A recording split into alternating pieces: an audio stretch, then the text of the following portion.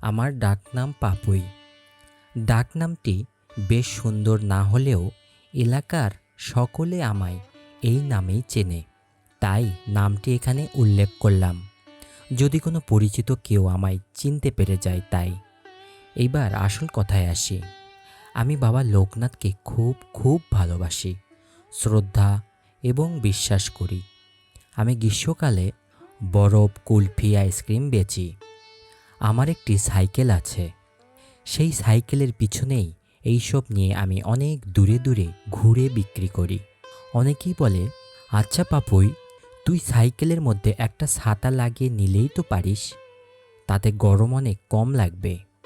সারাদিন যা রোদ থাকে, তা এসব শুনলে আমার খুব হাসি পায়।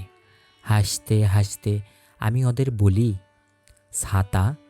তা সে তো আমার সাইকেলের মধ্যে লাগিয়েই রাখা, দেখতে পাওনি বুঝি? ওই দেখো।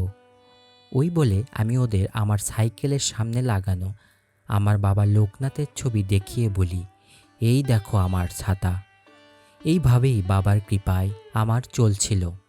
এমনই একদিন আমার সাইকেলের সামনে খুব ছোট কয়েকটি বাচ্চা এসে ভিড় করে।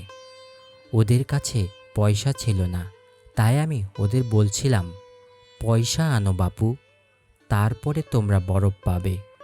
এমন সময় গায়ের কয়েকজন লাঠি সোঁটা নিয়ে হুড়মুড়িয়ে আমায় মারতে শুরু করে।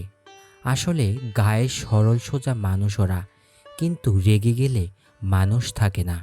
যাই হোক, আমায় বাচ্চা চোর ভেবে মারতে শুরু করে।